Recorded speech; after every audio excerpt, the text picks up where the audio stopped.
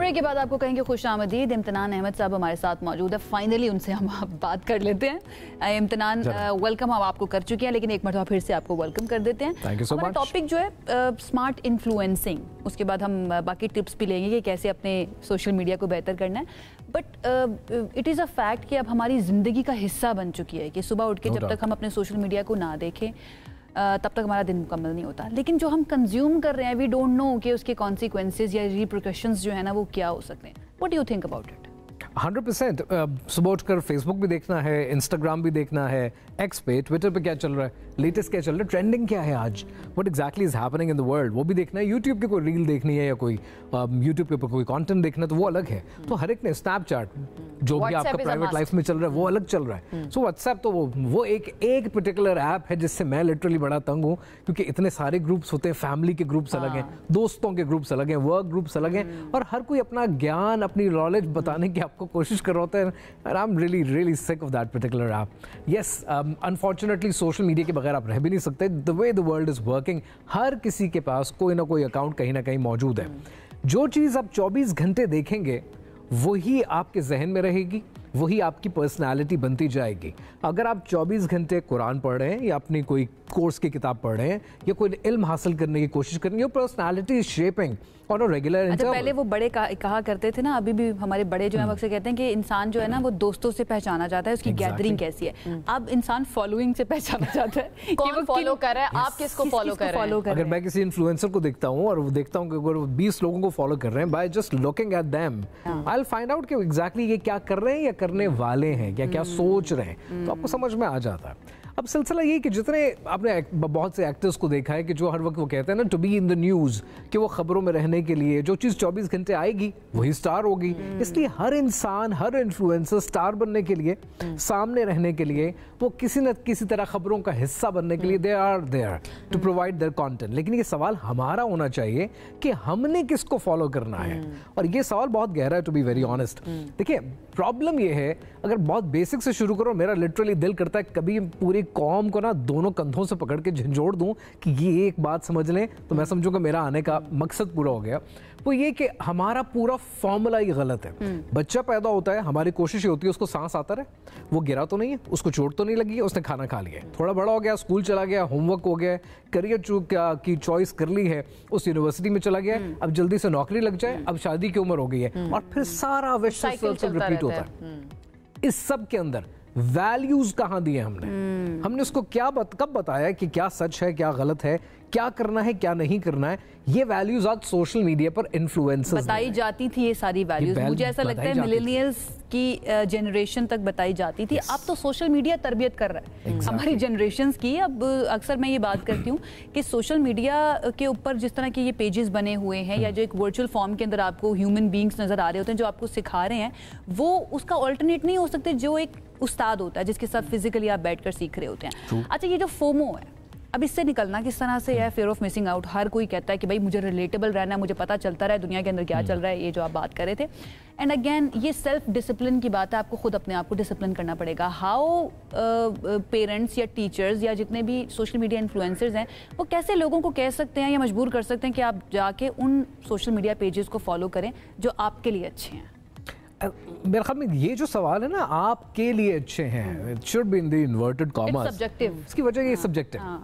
अब किस इंसान के लिए क्या अच्छा है, the way I would like to say it कि ये वैल्यूज है। फॉर एग्जाम्पल, मैं अगर सोशल मीडिया देख रहा हूँ, मैं एंटरटेनमेंट के लिए भी देख सकता हूँ, मैं जोक सुनने के लिए, जैसे आप जिक्र कर रही थी, कुछ हंसने के लिए देखना चाह रहा हूँ, मैं कोई म्यूजिक सुनना चाह रहा हूँ, स्पोर्ट्स देखना चाह रहा हूँ। इवेंचुअली मकसद ये है कि आपको वैल्यू क्या मिल रही है। बहुत से लोग जब कंटेंट बनाते हैं, कोई आपको मॉरल रिलेटिविज्म सिखा रहा है, कोई आपके अखलाक बिगाड़ रहा है, कोई आपको जेलस बना रहा है, कोई आपके अंदर हसद पैदा कर रहा है, आपको एथियस्ट बना रहा है, कोई आपको एथियस्ट बना रहा है। तो आपने सिर्फ ये सोचना है कि जो मैंने 1-2 घंटे लगाए, घंटे से मैं स्क्रॉलिंग कर रहा हूँ, this is also very interesting कि स्क्रॉलिंग अपवर्ड डाउनवर्ड होती है, ये लेफ्ट राइट नहीं होती, क्योंकि अगर लेफ्ट राइट भी होगी ना तो ये किताब की तरह मुझे एहसास होगा कि बहुत ज्यादा हो गया ना, खत्म हो गई किताब।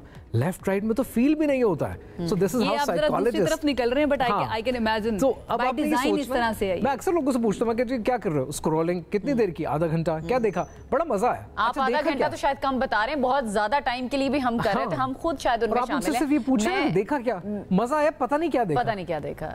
अच्छा, मैं एक चीज पूछना चाह रही थी कि हर डिजिटल क्रिएटर क्या वो इन्फ्लुएंसर भी होता है एट द सेम टाइम? हम हर किसी को इन्फ्लुएंसर भी कह सकते हैं, क्योंकि इन्फ्लुएंसर का मतलब तो यह है कि जो लोगों की जिंदगियों पे इन्फ्लुएंस डाल रहे हैं। मेरे ख्याल में every post that you are creating, इससे एक इन्फ्लुएंस पैदा हो रहा है। वो कहीं ना कहीं कोई ना कोई तो देख रहा है। मैं अगर एक इश्तहार या पोस्टर छापता हूँ और लिटरली आपकी बिल्डिंग के बाहर, शहर के बाहर लगा देता हूँ और लोग आके पढ़ते हैं, तो शायद उससे कुछ ना कुछ इन्फ्लुएंस लेंगे। तो वो follower eight the same time जो टिकटॉकर्स हैं वो बहुत बड़े इन्फ्लुएंसर्स हैं अपने उसमें, लेकिन साथ ही लोग उनको इतनी गालम गलोच और जिस तरह से तो इसका मतलब है वो इन्फ्लुएंस कर रहे हैं। अगर कर रहे हैं तो फिर लोग उनको क्यों क्रिटिसाइज करें? आपको एक बड़ी इंटरेस्टिंग बात बताता हूँ कि जितनी नेगेटिव ट्रोलिंग होती है वो उतनी ही आपको सोशल मीडिया पे वायरलिटी देती है। नया जो कोई इन्फ्लुएंसर आता है ना, वो कहता है हाय ट्रोलिंग हो रही है, मुझे अच्छा नहीं लग रहा है, मेरी बुराई कर दी किसी ने कुछ कह दिया। बड़े इन्फ्लुएंसर्स एंजॉय करते हैं उसको, इन्फ्लुएंसर्स एंजॉय करते हैं क्योंकि जितनी नेगेटिव होगी उतनी मेरी वायरलिटी होगी। सो हर तरह का इन्फ्लुएंस है। हम अपने आप को डिसिप्लिन कैसे करें? अपने आप से सवाल पूछें कि ये जो मैंने देखा है ये मैंने क्यों देखा है और इससे मुझे मिला क्या है, और अगर कुछ नहीं मिला तो मैं अपना टाइम क्यों जाया कर रहा हूँ? Because at the end of the day जो सबसे इंपॉर्टेंट कमोडिटी है जो हर इंसान के पास है, वो उसके पास वक्त है। और ये एक लिमिटेड क्वांटिटी है, किसी को नहीं पता उसके पास कितना है। यही आप 2-2 घंटे उठा के रोज दिए जा रहे हैं, एक प्लेटफॉर्म पे दूसरे प्लेटफॉर्म पे, एक इन्फ्लुएंसर को दूसरे। अच्छा इम्तिनान, हमारे पास वक्त की कमी है, मैं चाह रही हूँ आप थोड़ा सा ये बता दें कि स्कोप कितना है एक डिजिटल क्रिएटर का? फाइनेंशियली मैं पूछ रही हूँ, अच्छे हमें पता है कि बहुत अच्छे लोग अर्न कर रहे हैं, तो क्या स्कोप आप देख रहे हैं मजीद?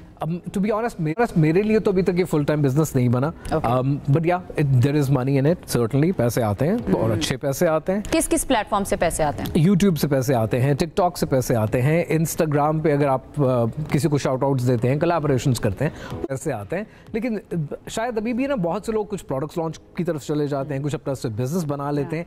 इंपॉर्टेंट ये है कि आप एक मुकब्बिर बन जाते हैं। आपकी आवाज़ सुनने के लिए एक दुनिया, एक आवाम खड़ी है। अभी आपकी मर्जी है आपने उसको किस डायरेक्शन में डालना है।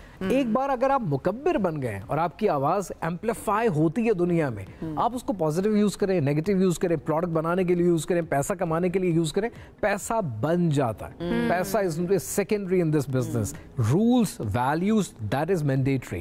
वो पहला सवाल है। अगर वहां आपने गलती कर दी, उस पैसे का कोई फायदा नहीं। कुछ निशेस जल्दी से शेयर कर दें देखने वालों के लिए कि राइट नाउ 2025 नवंबर शुरू हो गया, उसके अंदर अगर कोई बनना चाहता है इन्फ्लुएंसर या यूट्यूब शुरू करना चाहता है, किस निश के अंदर करे तो कामयाब हो सकता है? ठीक है, एंटरटेनमेंट हमेशा चलता है। एंटरटेनमेंट के अलावा जो फनी चैनल्स होते हैं वो हमेशा चलते हैं, जो आपको हंसाते हैं। इसके अलावा डार्क ह्यूमर के अलावा डार्क हॉरर सीरीज बहुत चलती हैं। मुझे भी समझ नहीं आ रहा क्यों होता है। हम बीइंग ए मिलेनियल हम डरते थे और हम इन चीज़ों में ज़्यादा नहीं घुसते थे, लेकिन आज मुझे नहीं पता जेन जी इतने खौफनाक ड्रामे और हॉरर सीरीज बिलीव इन मेटाफिजिकलिटी, वो उनके लिए मजाक हो चुका है। अनएबल टू अंडरस्टैंड कि क्या वजह है। हम तो भागते थे, ये देखना चाहते हैं। सो अगर anything that is related to any horrific series या उसके हवाले से कोई कहानियां ऐसी हैं, this is what people are interested in. At the same time लोग रिलीजियस कंटेंट भी सुनना चाहते हैं। मेरा अगर आप सारा सिलसिला उठाकर देख लें, मैं एंड ऑफ टाइम्स की बात करता हूँ, मैं अखलाक की बात करता हूँ, मैं वैल्यूज़ की बात करता हूँ, तो लोग वो भी सुनते हैं। तो ऐसा नहीं है कि ये ऑडियंस नहीं है। एंड आई एम हैप्पी कि लोग ये सुनना तो चाहते हैं ना, तो अच्छी बात भी सुनना चाहते हैं। और उसमें फ़ायदा ये भी होता है, मुझे ऐसा लगता है कि इन्फ्लुएंसर को ना जो बन रहा है या कर रहा है काम, उसको खुद भी मेहनत करनी पड़ती है एंड अल्टीमेटली उसके अपने नॉलेज में भी इजाफा हो रहा है। Exactly. Thank you so much Imtinan, nice to have you on the show once again. हमेशा अच्छा लगता है जब भी आप आते हैं। जनाब इम्तिनान अहमद सोशल मीडिया इन्फ्लुएंसर हमारे साथ मौजूद थे। उनकी बातें आपने सुनी है, बड़ी कड़ी उन्होंने बातें की, लेकिन सच्ची बातें की है। मैं एंड इस बात पर करना चाहूँगी कि अगर कोई चीज़ आपको मुफ्त मिल रही है ना, जिसका मतलब प्रोडक्ट आप हैं। ये बड़ी फेमस लाइन है, लेकिन इसको बैठकर कभी सोचिएगा, आपको पता चलेगा कि यू आर द प्रोडक्ट। आपके ऊपर काम हो रहा है, आपका माइंडसेट तब्दील हो रहा है, तो अपने आप को महफूज करना, अपने माइंड को महफूज करना, उसकी चौकीदारी करना जो है ना, ये बड़ा इंपॉर्टेंट है। एक ब्रेक की तरफ जाते हैं, वापस आएंगे, साथ रहिए।